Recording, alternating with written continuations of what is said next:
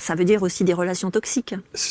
Oui, que vous avez eues. Bien sûr. Voilà. Bien sûr. Et donc vous vous êtes libérée. Libérée, et en même temps, vous savez, c'est fou. Enfin, moi, je suis tellement dans la magie de la vie. Je reconnais encore aujourd'hui, j'ai encore des prises de conscience de ce que l'autre personne m'a apporté.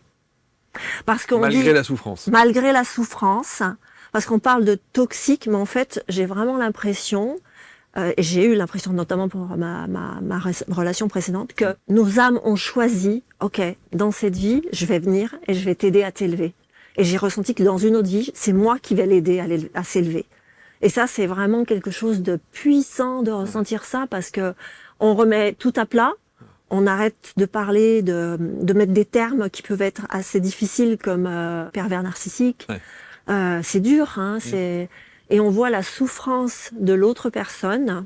Bon, le sauveur que je suis, ou que j'étais à l'époque, a voulu faire énormément, ce qui n'est pas du tout la bonne chose à faire, vraiment la dernière des choses à faire dans un couple. Oui, le syndrome du sauveur, voilà. En essayant de... Mais il y a quand même eu... Mais ça, vous savez, moi, je suis admiratif de ce que vous dites, parce que on connaît la souffrance de ceux qui sont face à ce genre de personnages.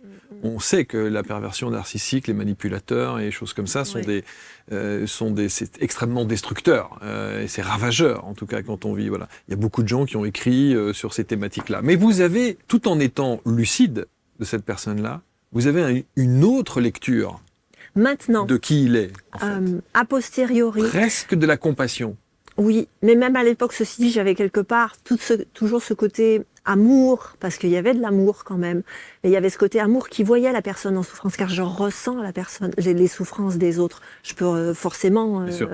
Et il y a ce côté de prendre du recul, mais c'est peut-être ça, quelque part, un peu la sagesse, entre guillemets, même si je n'ai pas atteint je n'oserais pas affirmer ça, mais il y a un côté prendre du recul pour analyser la situation d'un autre regard. J'ai souvent Horus, et comme j'ai des rapaces autour de chez moi, je pense souvent à Horus, qui vient avec son regard différent d'un autre plan pour mettre des informations différentes sur ce que l'on vit. Parce que avec notre regard humain, entre guillemets, limité, on n'a pas forcément la compréhension, sur le moment en tous les cas, de ce qui se passe.